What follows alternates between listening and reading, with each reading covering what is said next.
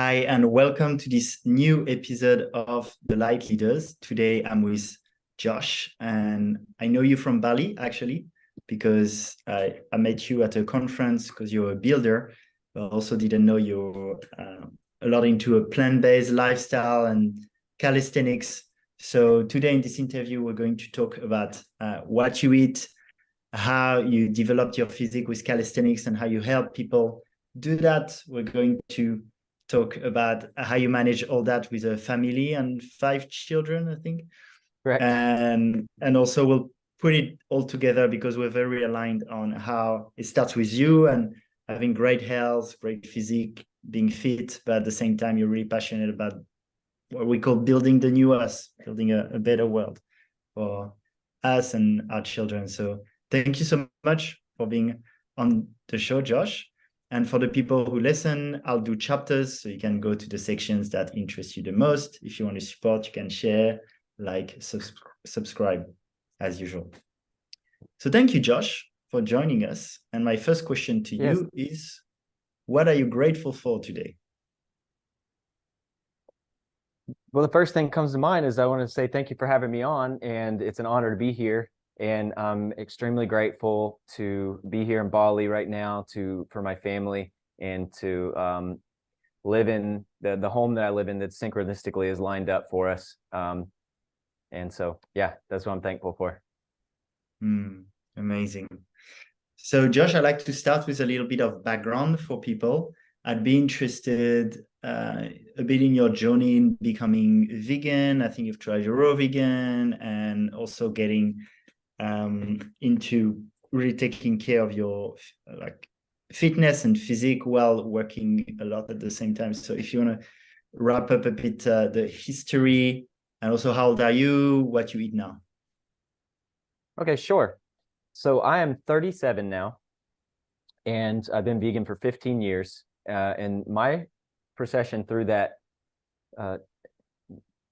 process, the start of it was around 19 years, whenever I was going through sort of like the kind of dark, angsty period where I was realizing so much of the things that were going on wrong with the world, but I had no idea the solutions for them. And so I was having that sense of apathy and depression, if you will.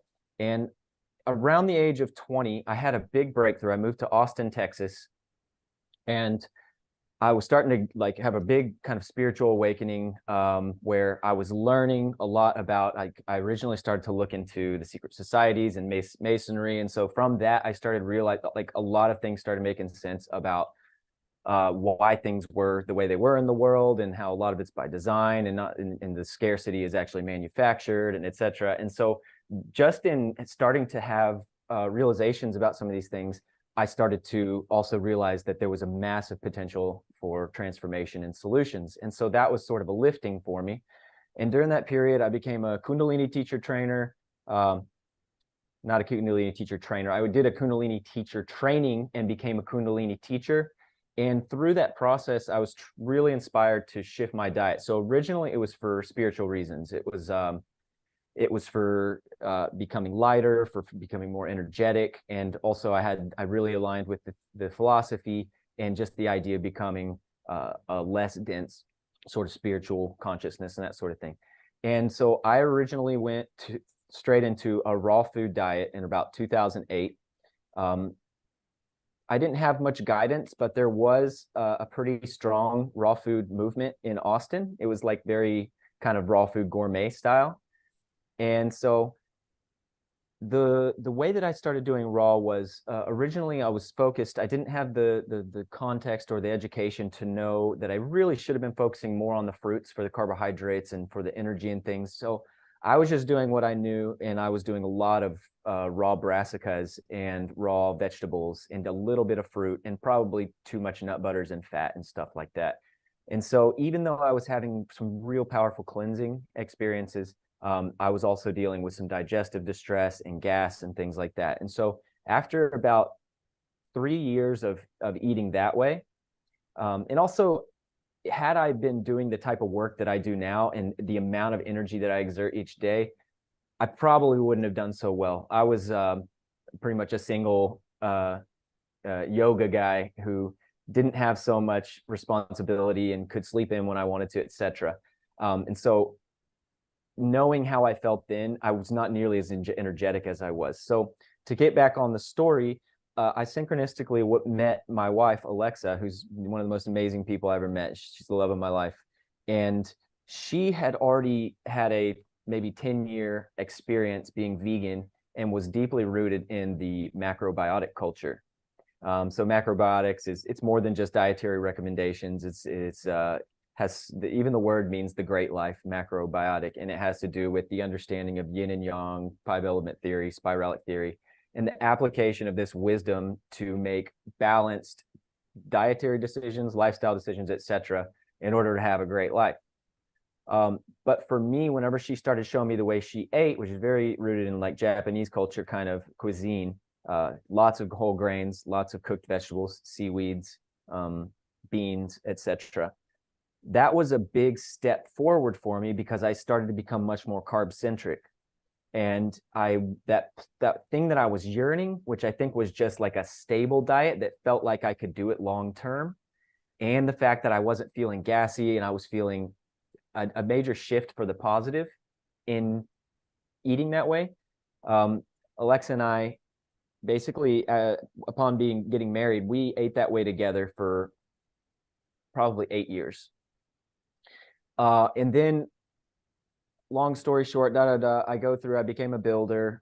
We moved to Nevada City, California, and I was a natural builder out there.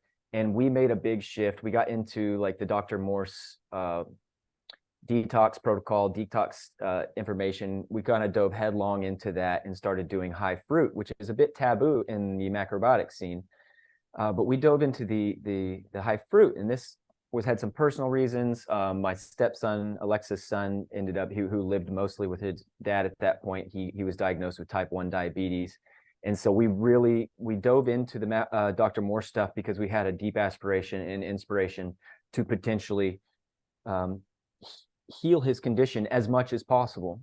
And I think that we really are on to something important. And a big part of that was the realization of how important the fat content, keeping the fat content at 20% or below, around 15 to 20%, is like really the ideal kind of range for optimal insulin sensitivity. And so if a type 1 diabetic keeps their fat in the 15% range and avoids processed foods and stuff, they can reduce their insulin requirements by up to 80%. So that's how we went into the Dr. Morse stuff. We really wanted to help my stepson, and we did that for basically 3 years straight. So it was 100% raw, high fruit.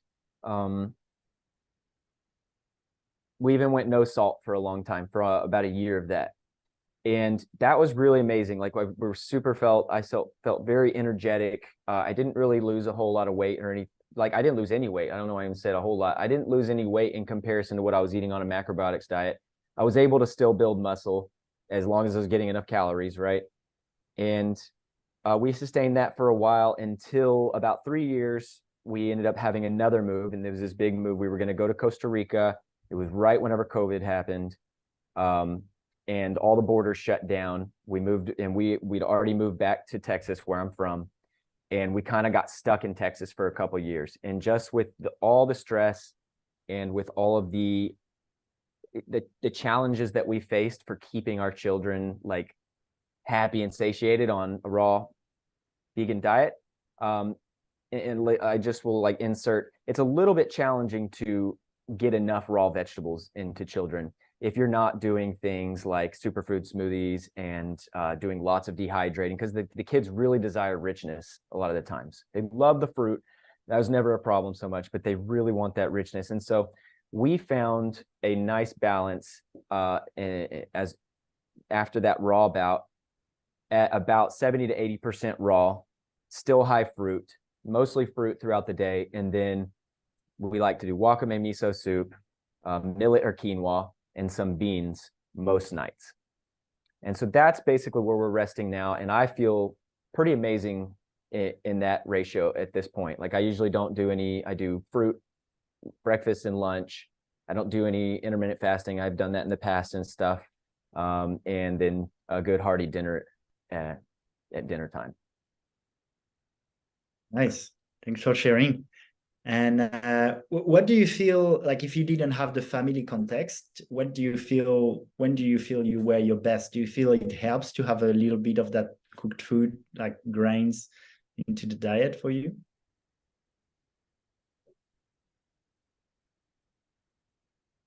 That's an interesting question, because I really think that I can probably do fine on an all right raw diet, but I do through my own experience and through just understanding cellulose content in vegetables and things like that. I think that it's really important to juice vegetables and to incorporate some seaweeds into the diet.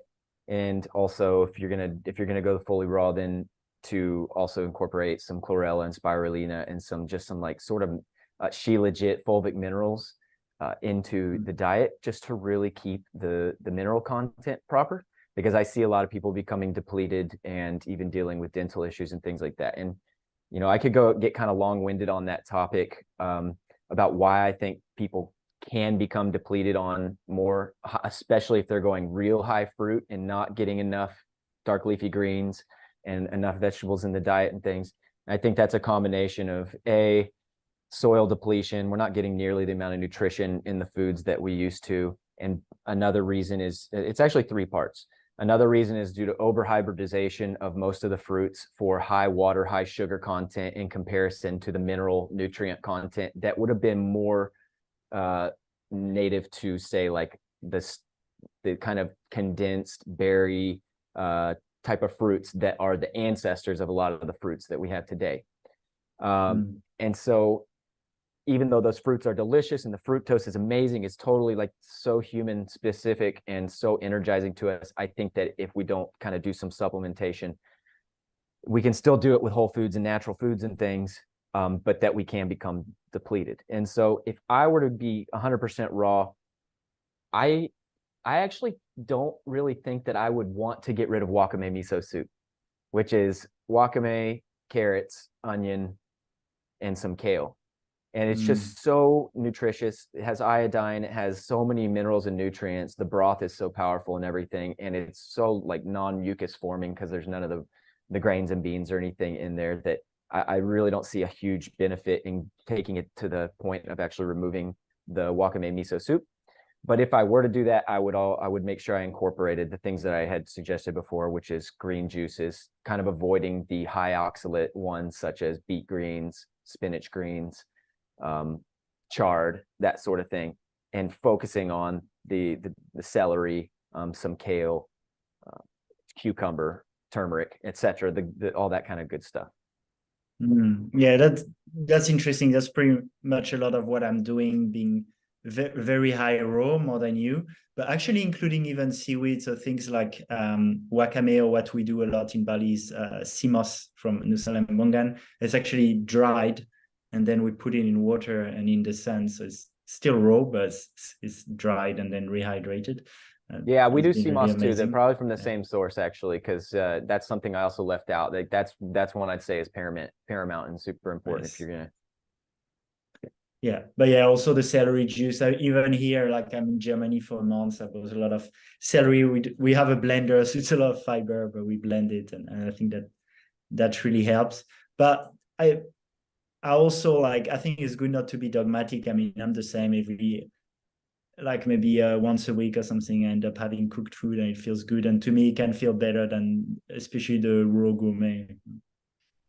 Yeah, yeah, I definitely feel better than the most important thing that I found over the years is, even though I think that like the electrical aspect and the enzymatic aspect of the raw foods is so super important, because we are energetic beings. We have an aura that's electrically fed by the electric foods that we put in our body. What is really the most obvious thing that aspect about diet, about how I feel, is the fat content. And so if I do raw gourmet, like even like a slice of some high cashew fatty cake, it's just like I feel it, and it's really hard for me to digest. It's hard for my whole family. It doesn't and then I can feel the less efficient ability to metabolize carbohydrates for a day or so after that. So yeah, I'm on the same page with you. Heard that with that as well. So if I'm doing cooked, as long as I'm keeping it like I say, the 20% range, fat from calories from fat range is the range that I choose to promote, because that's a range that allows for people to still get plenty of richness in their diet with nuts and seeds and some avocado and things. But it's still going to really allow for really good insulin sensitivity. And then for diabetics and people who are more sensitive, having blood sugar issues, definitely suggest 15, even at the low end. You know, Dr. Doug Graham, he suggests 10%. I think that's a little low. Yeah. I tried that, and I just didn't, I felt like I was lacking richness. And so whenever I'm craving stuff, it's like there's a fine line between a natural appetite craving for something and then, you know, an addictive tendency towards rich foods. And I think that over the past 15 years, I've gotten very clear about which is which. Yeah, that's interesting. And I heard you say also you did no salt, which I think is very revolutionary, because I think a lot of the food addictions, they actually a lot of salt, you know, the cheese or the ham or whatever. And so when you do no salt, also it really changes the taste buds, right? Yeah, it's amazing when you go into that pattern, you can actually see how much the your taste buds shift and how delicious the food tastes on the other side of it. Right now, admittedly, we do a moderate amount of sea salt, trying to be, you know, of course, moderate with the things, but that's also that's just a, you know, kind of has a lot to do with the children as well, and just meeting them, because it's, you know, like you said, it's good to not be dogmatic, and also to not be too rigid, because rigidity causes rebellion, and we really want to allow for our children to have experiences outside of our diet and things like that. And so we do indulgent things from time to time, but inevitably when we do these things, the kids and us are so clean and so like somewhat sensitive to non-human specific foods or excess quantities of certain foods that even the kids are very clear about how they feel when they do certain things. And so they have a reverence for the types of foods that we eat and the occasions that we do indulge. They know what they're getting into. Nice. That's let's keep that topic for a little bit later. But yeah, I mean, I'm interested also in how it goes with your children. One last question on your more like nutrition health background is, I'm interested if you've done much with fasting. I have done quite a lot of fasting. I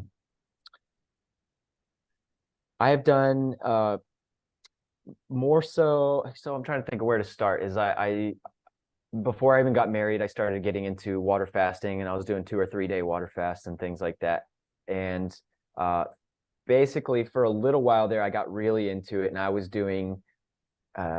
experimenting even with dry fasting and and expediting ketosis state.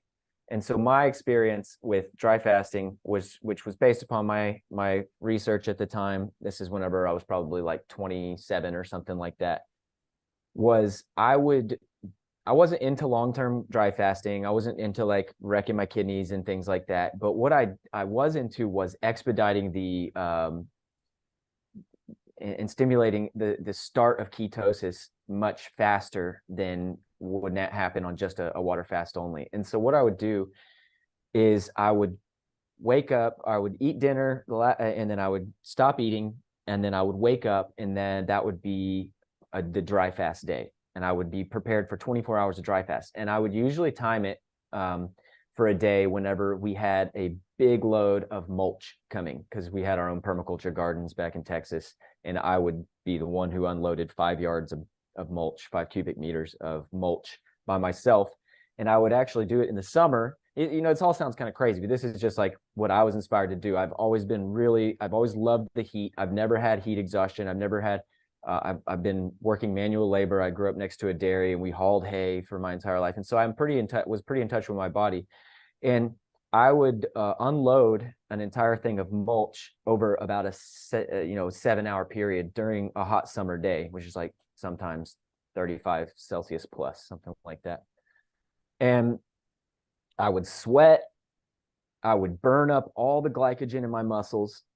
And that night, I would most definitely be in ketosis, where in most cases, you kind of have to suffer through this 2 days of really being hungry on a normal water fast, kick into the ketosis metabolism, which is where that's when you have the breakthrough and you're like, you don't feel the hunger anymore. And you just like feel really clear headed. And it's because you're no longer starving for glucose. You're actually burning your ketones and starting to like get into the actual real detoxifications part where you're releasing the toxins from the that are stored in the fat and stuff.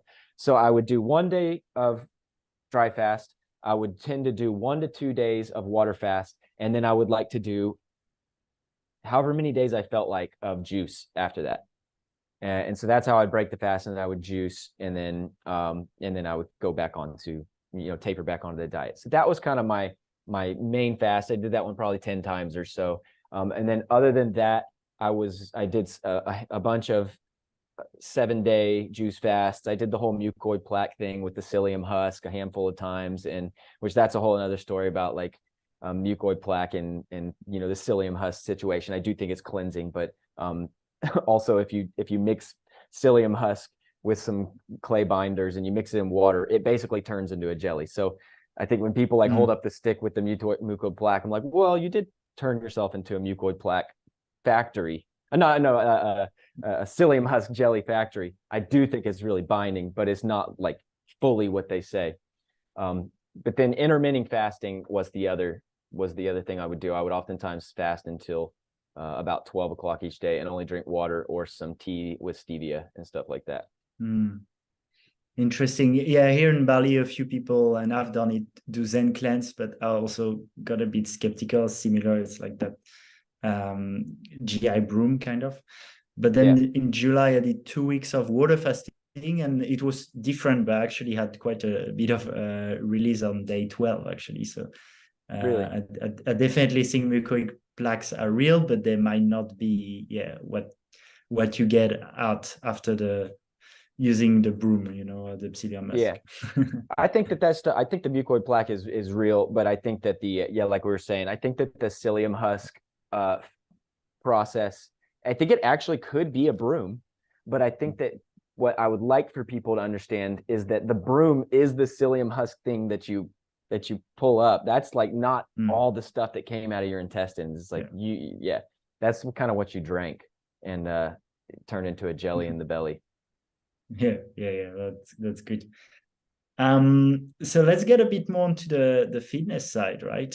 Because Sure. I'd love for you to share a little bit. Like you're really fit. People can go on your Instagram. I'll put the links in the description, and that's why I interview you also. That's a path I'm on, is how can I be eating super healthy and vibrant and look, feel good, perform well. And I feel you've achieved that a lot through calisthenics mainly. So can you share a bit more? Absolutely, man. So I would say it's like a threefold system, essentially. It kind of starts with mindset, because what we will see with basically any endeavor in life is that if we don't have the discipline to stick with something and we're still lending into addictive patterns, which I define an addictive pattern as any type of short-term pleasurable activity that you do that trades the well-being and the success of tomorrow for that fleeting pleasure of today. And so that can be drugs, alcohol, even like, surface level sex and things like that. So mindset is sort of the key to the whole thing. And it's also a positive feedback loop that as you develop the mindset to lean into positive habits, when you start to do the positive habits, it takes effort because it's not easy, and it's simple often, but it's not necessarily easy. It takes effort to lean into these things. And often in the beginning stages, it's not comfortable either, because we're getting the gears going, we're getting the physiology moving, we're starting to stir up some of the stuff we maybe need to go ahead and pass out of our body. But as we push through that initial stage, which isn't even that long, it just takes a little bit of effort to get the ball rolling, then we start to get these dopamine increases that, instead of just plummeting off, they actually go up over a couple hours, taper for 4 hours, and then level out for 4 hours, and then kind of taper off at the end. So we get that dopamine increase. We get as we continue on, we get to see an increase in our strength. That's also a positive feedback. We get to see over time an improvement in our physique. That's a positive feedback. We feel better, we look better, we feel better about the decisions we're doing. And all of this feeds back into the discipline to stay on track with it.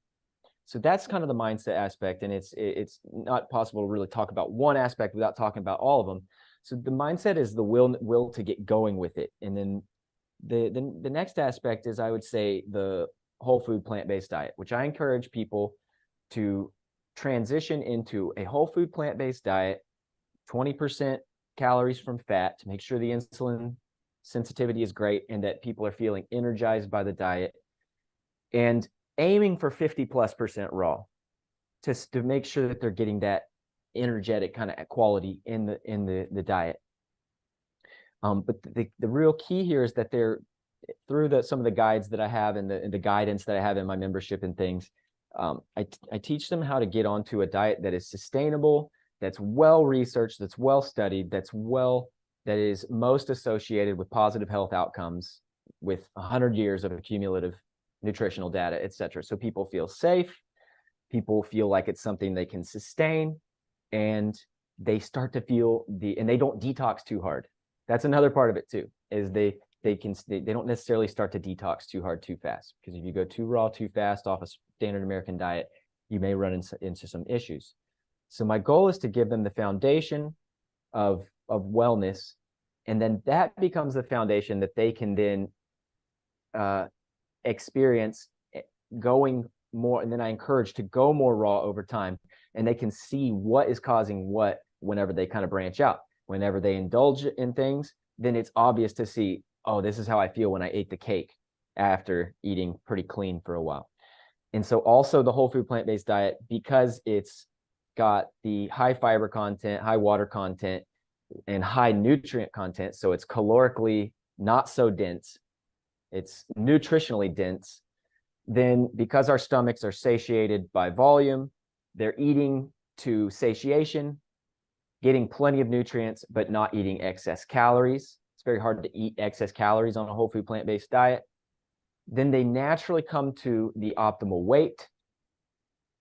And so that optimal weight is sort of like, that's the whole foundation for your energy levels being right, for your body functioning correctly. And then simultaneously, I'm teaching people to do what I call high intensity, low volume calisthenics. And so it's basically the understanding that you don't need tons of exercise and tons of muscular stimulation to achieve a very fit and natural physique. You don't need protein supplements. You don't need any fitness supplements really to achieve your optimal physique. And so if you're doing these high intensity calisthenics while having the proper diet, and you've got the mindset to stay consistent with it for a period of time, then you'll naturally start to see the muscles build from underneath, and you'll see the fat layer reduce on the top, and the physique will transform. And so depending where you're at, where your starting point is, you will be able to see physiological changes in a relatively short amount of time. So somebody who's already kind of lean will see changes in their physique in 90 days if they're really doing the high intensity workout. And so what I describe as high intensity, and this is an important aspect of it, because we're doing low volume, it's important that we do put a lot into our workouts. And so what does that mean for calisthenics or workouts in general? It means that when we do any one of the exercises, that we actually push the repetitions all the way to the point where we cannot go through the full range of motion of the last rep. So I call that going to failure. The reps before failure, those ones where you're no longer in the easy reps, you're now having to put in a lot of energy to go through the range of motion. Those are called grinding reps. And the grinding reps are where the majority of micro tears are occurring in the muscle, where the lactic acid is building up, and where when you have adequate nutrition afterwards, they will build up stronger and larger than before. So that's kind of the whole system in a nutshell. The type of calisthenics I teach is basically variations of push-ups, pull-ups, and squats 3 times a week with a rest day in between, and about a 30-minute to 40-minute session. So it ends up being 1 to 2 hours of calisthenics per week. Yeah, that's low and efficient. I have a question on going to failure, especially on exercises like push-ups and pull-ups. Are you concerned that for me, I feel if I really go until failure on a pull-up or a push-up, it's really hard to maintain good form. And I feel like I end up cheating with either wiggling my body or like is that a concern? As Like, do you long want as to you're be not, more just functional? Okay, let's do the last one. Okay, you just need to get up, or do you really focus on getting the right muscles? I definitely focus on form still. I definitely still focus on form. The main key is that you're not like starting to like really try and favor one arm or get out of balance and accidentally like tweak something weird. But like if you practice good form from the get-go and your grinding reps, you continue to maintain good form, and then your final rep, you're maintaining good form, but you're not able to go through the full range of motion, then that's really kind of the ideal. Because when we're doing the beginner style of calisthenics movements, we're building the foundation for more advanced movements. And we're building the muscle, the joint stabilization, we're building all of that. And so as good a form as possible is ideal. But of course, like whenever I'm doing pull-ups and I start to get to those final reps, I hitch more. It's called hitching, where you use more of the momentum of your whole body rather than just like a perfect pull-up.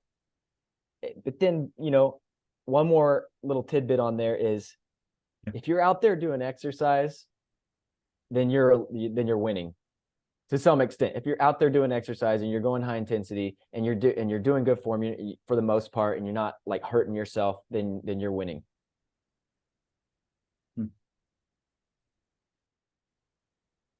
It's interesting when I look at exercise can be combined. But for example, you probably know Ted Carr, and he's also advocating for more like a high intensity, but not too much. And he says actually a lot of people, they overtrain, they spend too much time in the gym, and actually their strengths and muscles don't really grow sometimes because of that. And at the same time, I feel the natural way is also like if we were in nature, we'd probably do some sprints and some high intensity sometimes, but we'd also move a lot, right? And when I look at you, I think, okay, you're doing those high intensity, it works a lot, but you're also a builder. So you're actually moving a lot during your day. Like your whole job is about moving. So sometimes I wonder, okay, what's really working there? Is it to be really more active all day and do physical things, and that's how you build really that physique, or is it more that session at the high intensity? Well, I can tell you, I definitely haven't been steady with my calisthenics workout for 15 years straight. I've gone in and out of good routines with calisthenics throughout the years. Always the good routine is in times of stability, whenever there's not as much stress, whenever we're like settled into a home for a period of time. And always where we fall out of our more positive habits is whenever something becomes unstable. Like, for example, in my case, it's anytime we had to move, we've moved about 5 times, where you start staying up later to pack, maybe you start doing some caffeine to try and like keep up with the energy, not getting up early anymore, doing the meditations and getting that in those endorphins and things that nourish us. And so you start to indulge it and in more instant gratifying things, and the less of the focus goes to the calisthenics and that sort of thing. And so I have certainly gone through my peaks and valleys, and I've been a builder the whole time. And I can 100% say that the physique that I have now, which is like where you can see obvious muscular development, like it looks like I work out to some extent, where my pectorals are bigger, my arms are bigger, you can see striations in my deltoids, etc. Even though I'm always lean and I'm always somewhat muscular, you can always see my abdominal muscles and things like that. I put on about 15 pounds of muscle whenever I get into this routine that I do, which is that maybe 2 hours max a week of the calisthenics. And so it definitely has a lot to do with actually going through the more high intensity movements. Now, do you have to go to the exhaustion point? No, but it's much easier to teach people to push towards the exhaustion point, especially in the early phases, because I actually sometimes will go within 3 reps of exhaustion, because I know my body, and I know that still the majority of the positive work is happening during those grinding reps and within that 3-rep range of exhaustion. People who are new, they might think that they're exhausted 10 reps before, or 15 reps before they even get there. So it's better to just be like, go until you can't go through another one, take a few breaths and do one more. And then also that also sets the goal and the standard for observe what you did on the first workout that you've ever done, or if you've done it for a time, observe how many reps you did on that workout. Remember that, or log it. I encourage people to log their repetitions, and aim 5 above that next workout. So you're always the way that muscles grow is by taking the muscle a little past what you did last time, getting a little stronger, even if it's a fraction of a percent each workout. It really does build up. And even though I only put maybe 15 pounds of muscle on during a good routine, which I put about 15 pounds of muscle on this last year. Part of my story for this round is that I got in a scooter accident last year, and I was pretty knocked down for 6 months or so. I was down to maybe like 145 pounds. In fact, I was about 145 pounds. So maybe I put basically 17 pounds of muscle on in a year after that scooter accident, after I got back into doing my workouts again. Nice. Awesome. Yeah, I'm interested also because you talked about your family and children. Well, first, I think it's really cool that so you have a job that takes a lot of time, and then you have 5 children, right? So no excuse. Basically, you're not like a yogi that has so much time, which is often let's say the stereotype of the raw vegan, is that it's someone who has no responsibility and a lot of time. I'm also interested, for your children. I don't have children myself, but I have been a child, like everyone. I remember. And and I know there's always a tricky balance between showing them what's right and not creating rebellion or feeling like, oh, we're vegan, you can't have the meat, sorry. And then it creates something in them where they feel they want the thing that they can't have, So what was your experience with the children and do you feel they really embrace the nutrition you raise them with, and that they'll keep that ongoing? I really think that they're super solid in not harming animals as much as possible. Like they're like have the diehard vegan spirit, in the sense that we actually we had our own permaculture farm back in Texas. We had like 50 animals, which were just all pets. And basically my wife, she got real into going on I don't know if you know what Craigslist is, but it's just like an online kind of market. And she would go and find all these animals. She'd be like, oh, there's just like 2 more bunnies. They're only 30 miles away. Can you go get them? So we were just like collecting animals whenever my 2 daughters were 2 and 3. And so they were raised with lots of little animals, even like miniature donkeys and miniature Shetland ponies and chickens and all the rest of it. And they deeply connected with those animals. They would even tell us stories about their social lives and everything. They're very intuitive and things. And so on that note, they definitely are. I don't think that they're going to have a desire to eat meat, besides possibly, and they're curious beings, of course, right? But they think it's pretty gross right now. My oldest is 12. My youngest, he's just 2, so he just does whatever everybody else does. They do have some curiosity about eggs from time to time, and because there's eggs, like the Balinese folks here, like their chickens are laying eggs and things like that, and they know that there's eggs in pastries and that sort of stuff. And so they have had eggs a handful of times, just in that regard. And I don't really know what that's going to look like as they develop. I mean, as they do know about factory, like what happens in factory farms with the egg industry, and how the male roosters are just basically ground up, and how atrocious it is for the chickens. And so they're definitely not into that kind of thing.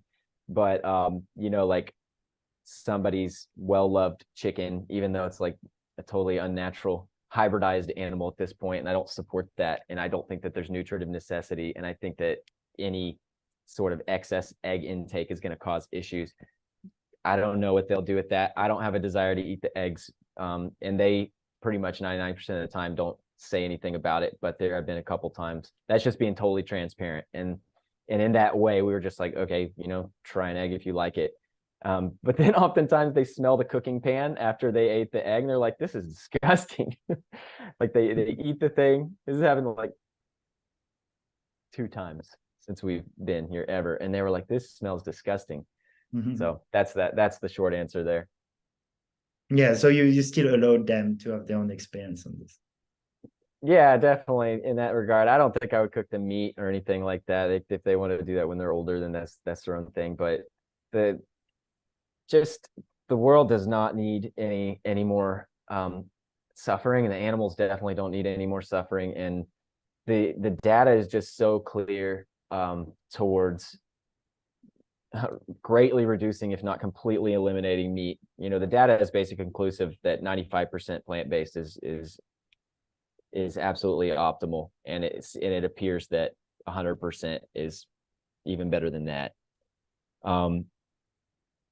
And so being that there's no nutritive necessity, and believe me, I've done tons of research. I've done thousands of hours of nutritional research, and I've tried to see, is there any nutritive necessity? Because we have to, especially with children, go into something like this responsibly. And I truly don't believe that there's any nutritive necessity for animal products at all. And so, especially as we heal the gut microbiome, more things are synthesized than we even realize in the gut microbiome. And adding in, I actually believe in doing some ferments, some natto and some krauts and things like that. Doing those things cover the B12 and K2 profile. There's just nothing that you can't get from plants. And so we're very, very oriented in doing the most healthy, compassionate, and even like spiritually uplifting diet as possible. And for the most part, the kids are on board with that. Amazing. The kids, yeah. I'm trying to come to a good conclusion to that conversation. The kids are different in this way, that once they've tasted something, like it creates they experience the dopamine spike just like anybody. And so there's this issue with we live around all these Balinese stands, and they're cooking these rich food and this disgusting oil and things like that. And then the neighbors are constantly giving the kids food and stuff like that. And so our kids have tasted like these fried veggie cakes and thing like that. And then because they've tasted that richness, then there's a little bit of rebellion. They're like, we just want some more richness or something like that. And so it's definitely a fine line of really wanting to take care of the body, especially in this day and age where basically most of the processed food have graphene oxide and other crap like that in it. And we know that the majority of these refined foods are not made with the intention of keeping people healthy and empowered. Then we really try and keep them as pure as possible without creating this divide between us. And so the way I'll conclude that is that it is a challenge that we face. Though our kids are smart, our kids are like totally advanced, amazing children, and I trust in their process and the unfolding. Yeah, thanks for sharing honestly. And it is hard because even like in Bali, we probably have a better environment in general, but yeah, the Balinese aren't very advanced in terms of their nutrition and their health overall. And that's why I think in that context it would be more helpful to live in a conscious community, right? To avoid those temptations, because on one hand, it's true that we want maybe sometimes children to have their own experience. So it's not like there's a rule, and that's why we're vegan. That's why you don't use the social media, etc. But at the same time, those things are addictive by nature. So we also need to protect them in a way, right? So the ultra stimulating foods, the ultra stimulating, like, yes, the same with using the phone a lot. It's always a challenge I can see in the parents around me. Well, you know what one of the big challenges also is that if you become too rigid, then there will be a more tendency for the children to lie, because they want to do. And I know this in my own pattern growing up, is like whenever my parents were over strict or over rigid, which I don't even think they were being unreasonable for the things that, you know, I wanted to do, drinking at a young age and things like that. But I kept secrets from them. I hid things. And so it really is a fine balance. And I oftentimes, you know, look to the super conscious and be like, show me, you know, I don't know, just like give me the guidance to be as calm, patient, compassionate, but also a rock, and to keep my children safe, because it does come down to that in this day and age. It's not just like, oh, they're eating bad food. It's like there is warfare on human consciousness at this point, and so there's more at stake, you know. So it's like, no, I don't want you to eat that candy you just found on one of the offerings, because it's like the lowest quality possible and came from some factory somewhere, and who knows what they're putting in that stuff. And so yeah, it's a tricky situation. Yeah. I think I agree with that, and probably a lot of people who listen can see that. I'd love to gravitate for the end of this interview towards like building the new earth, because you're also a builder, and you work with our friend Juan also, and people who are very aligned on creating let's say buildings and architectures that are in line with nature, that are better for the energetics overall. And I think soon we will co-create together, because I'm also deep into co-creating conscious communities. And yeah, my friends and I, we love your work, you know, what you're doing in Wanu, in many places. So, well, one thing I wanted to ask also is, you've been a mycologist also. And a week ago, we did an interview with a guy who got basically messages from a channel, and she was saying the homes of the future will be made of mushroom. I don't know if you have any plans to build with mushrooms. Sure, absolutely, man. So we basically, all that, what that comes down to is somehow creating a brick out of some sort of fibrous, carbohydrate rich or cellulose rich material, running the mycelium across that brick, and then somehow like compacting that and petrifying it in some way. Now, the ability to potentially create a mycelial network and then pressure pump some sort of solidifying fluid into the network would be a very cool option. So I don't know exactly what that fluid is, and what it could be, some sort of bioresin, a highly, what's the opposite of viscous, other than, you know, non-viscous solution that you were actually able to pump or hydraulically press into the mycelial network. That would create an incredibly strong sort of brick that way. So I think that's really cool. Maybe we could do something with coconut core. Maybe we could do something with, Yeah, you know, the technology is right on the other side of research and development. And research and development is right on the other side of investment. And investment is right on the other side of some well-written business plans that that look like they're going to keep us and put us in the green. Which nobody, you know, anybody, you and I, we don't care about getting rich, making tons of money, but we do in this time of transition. Whenever so much of the energy is tied up in the money, we have to integrate our visions and technologies into successful and profitable businesses, which become the model for actually how a system becomes perpetual. So that's, yeah, then that, so whenever I say that, I start to think about how basically like everything is toric. Every sort of self-organization system is toric. If we look at nature and we look at all scales of the universe, even a business is this way. It takes a certain amount of input and a certain amount of resources, intelligence, organization, etc., to get the energy flowing. It requires a certain amount of people, a certain scale of people to do all the different tasks at that perfect scale of organization. And then it takes the actual assembly, all the processes of the business, whether it be making micro bricks or whatever, and then it has an output that then is profitable, so the energy comes back into the system. So then we get this self-organization of charge, and so that business then becomes, you know, a toroid in itself. And this is how a community looks. We've got all the different aspects of a community that are necessary. We got the water, we got the food, and we basically, the energy, we've got the infrastructure, we've got the architecture, etc. All these things we have to transition from the infrastructure, the degenerative, extractive infrastructure that is currently in place and that the majority of the population relies on, even you and I to some extent. And we have to replace them, every aspect of that, with the regenerative version. And the beautiful thing is that much of it's already developed, and all the rest of it is just on the other side of some investment and research and development.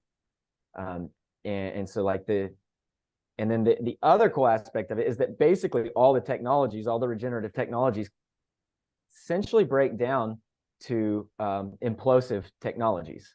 So going from the explosive, extractive, sort of burning fuels and things to create propulsion, to turn generators and do work to create electricity, et cetera, to actually creating implosive fields through using proper geometry, proper site selection, proper materials, etc., to create an implosive vortex that then spins back out and creates these toric fields. To start, instead of propelling generators, we start to impel, and we start to create magnetic energy from magnetism. And once you got energy, everything else, then you basically can do everything else. I mean, we can turn salt water into pure water, you know. It's like, so yeah, that's like the kind of big picture. I've got like my own perspective on the steps, and you know how, where we are, what so basically it's like where we are with our current civilization is that all the problems that we face with our current civilization are based in scarcity of resources. If we don't have resources, then we have to trade our time for money to buy resources. So we're now scarce in time. So then we're scarce in time to spend with our family. When there's not this time for connection, then it leads to disconnection and conflicts that arise because people are not having their needs met, because there's not the enough abundance for this connection, for conflict resolution. All the issues that come from not having enough resources create crime, create trauma, create conflict. And these traumas in a scarcity-based system, which if we look at 99% of all the resources on the planet are controlled by 1% of the population, then scarcity is manufactured. You know, it could have to do with the Kali Yuga and that as well, just being in this time of, you know, composting and breakdown to create the rich, fertile soil for the new earth, the golden era. Then in that time, then like the scarcity basically creates this traumatic sort of environment and creates all the issues that we see. And so as we transition into this new earth, then we still are carrying the echoes of trauma held in the subconscious mind. So there's got to be a simultaneous trauma resolution process, which we can look at the ancient shamanic processes of guiding people in the subconscious mind and creating resolution through acting things out, through imagery, etc. There are already many trauma resolution processes that are very effective that basically bring people into a slight hypnotic state, allow them to stand up for the inner child, for the child that was abandoned and that was left traumatized, that then the subconscious mind created a protection program around that trauma that's in a loop in your mind, going on and kicks in unconsciously when you get triggered, etc. So there are ways to resolve these traumas. And these traumas, why that's important is because it's very hard not only to live in a family whenever you have these traumas kicking in and you're getting into relationships and stuff, and you see these unconscious behaviors that play out, but it's even more challenging to live in a community, because the easy way to put it is everybody's got broken toes. And whenever we all get together in one space, we tend to step on each other's broken toes. So there is this challenge and opportunity that we face to heal the trauma from to heal these unconscious programs from the traumas of scarcity,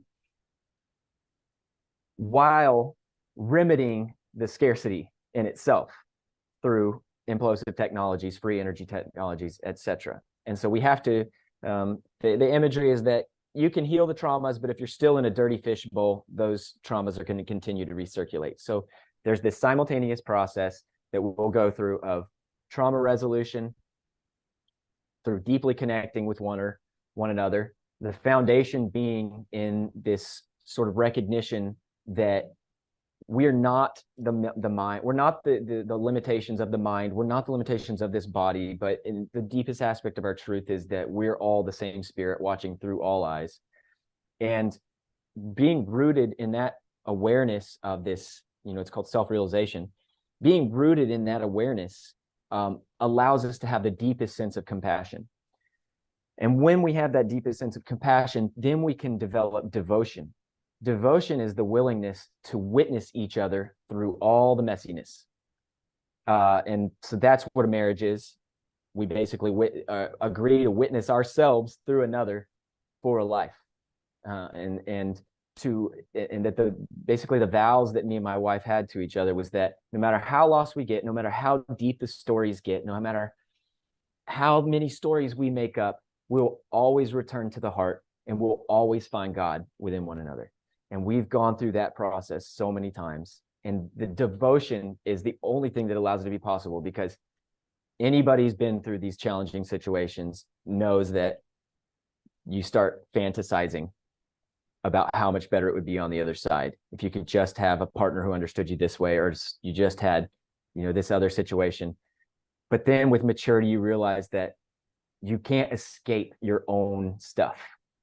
It presents itself perhaps through different angles and different experiences. It'll continue to present itself to you. And so all that to say is that I found that I really look at it in a fractal sense. Like, I think that it begins with you. It begins with you being honest, humble, witnessing yourself for all your incredible gifts, but also the unconscious patterns that you've accumulated through the traumas of scarcity, ancestral traumas and all. Having compassion for yourself, knowing that it's all part of the perfect process, etc.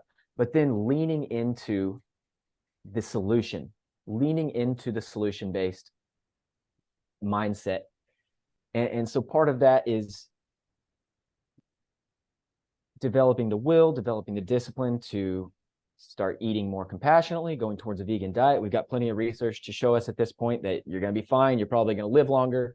Just go for it. You can still, if you want to be a bodybuilder, you can do that. But ultimately, you can be a very healthy individual. If you stop eating animals, your consciousness is also going to shift. And this is part of the trauma resolution process. You start leaning into doing more fitness for yourself. You gain confidence, you gain courage, you become a role model. And ultimately, you continue to trade these vices for the virtues. And what that does is that you develop self-love, self-respect. You put the animalistic nature where it belongs, down in the digestion, where you don't need to think about it. And you bring the higher will and the higher consciousness to the throne. And you start steering from that place where you know, for example, with marriage, some people will say, we're all meant to be polyamorous and da da da da. And like, okay, maybe something like that in like a tribal situation or whatever, where everybody knows everybody loves each other. It could be more of a natural situation for there be multiple partners. But my experience is that I, in the marriage, have traded my animalistic lust to be with multiple women, because it exists, like I can get in touch with that. Like I can be, attracted to many different women and things like that. But I've traded that, and I've traded my freedom as a bachelor. I've traded these things for something higher and something better and something more righteous, if you will, without trying to get too much into like religious words and things like that. And what that is the devotion to my wife, so that she can feel like she's in as stable of a scenario as possible, so that she can be most nurturing and caring for my children, so that my children have the most stable environment possible for them to feel safe. And because if you think about a turtle doesn't actually come out of its shell if it feels threatened. It's the same with children. If children have too much chaos, then their nervous system, their reptilian brain is constantly, the adrenaline's just a little bit higher, and it doesn't allow for the unfolding as much. So when we trade the animalistic nature for the higher will, when we can see these higher outcomes, then that's the development of discipline. That's the development in the rethroning of the higher will.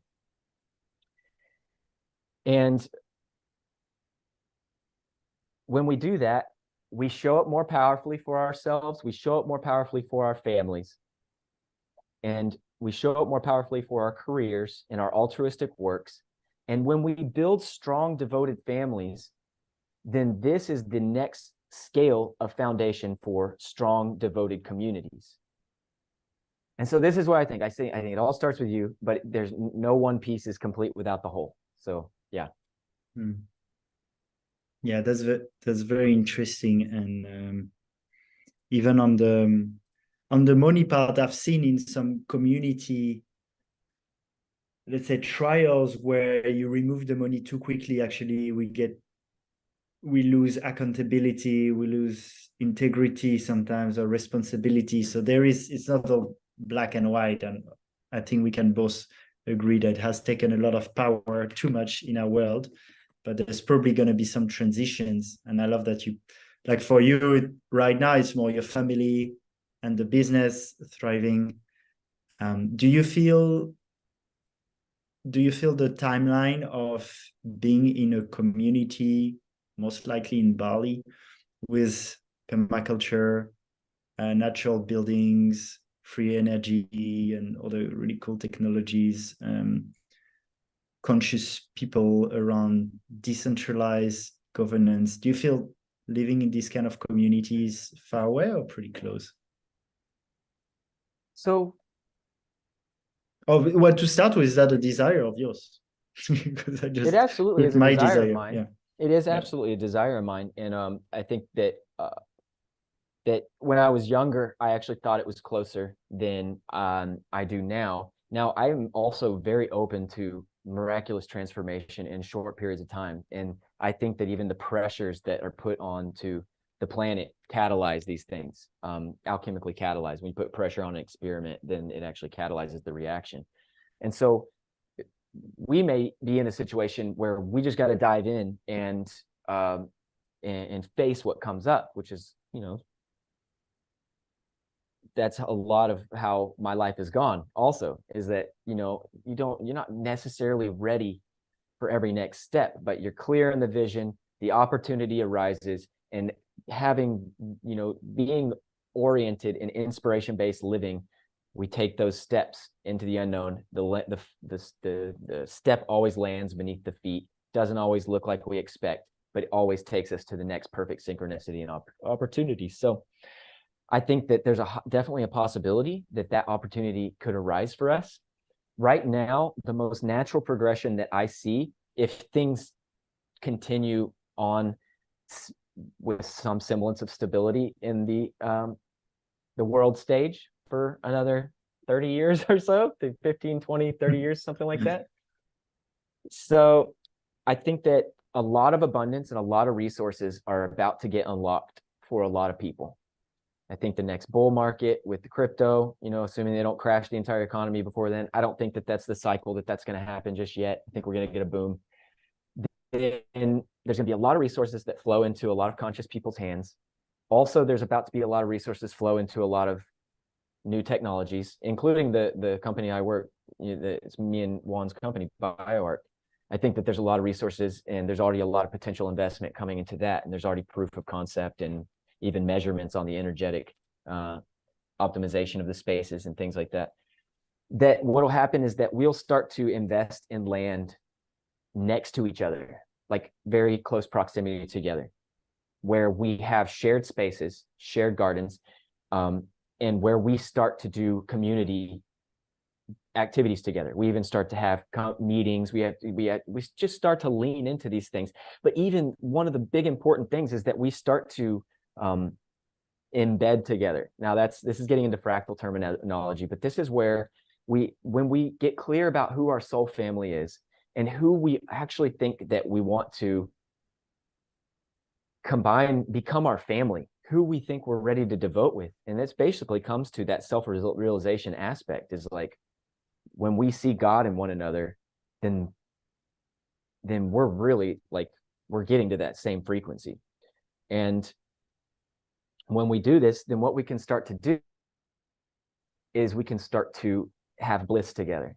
And the most kind of sustainable, natural way to do that is to start to eat meals together. Dan Winter talks about this a lot. Dan Winter is my main mentor on fractal physics. I consider him one of the greatest people on the planet. He's just like an amazing genius and compassionate, deep-hearted man. We start to have meals together. We start to do yoga together. We start to have community events. We tell each other about our most held secrets. We reveal our shame. We reveal our pain. We laugh together. We cry together. And this allowance, when we do these things, we actually become self-similar, meaning our geometry starts to become more natural, more golden mean. Because if you think about what happens if you have a secret, it's basically you take an experience, a thought, an energetic pattern, and you clench down around it. And then the energy is no longer able to be shared and is no longer able to flow to others and things like that. And so it becomes an energetic blockage.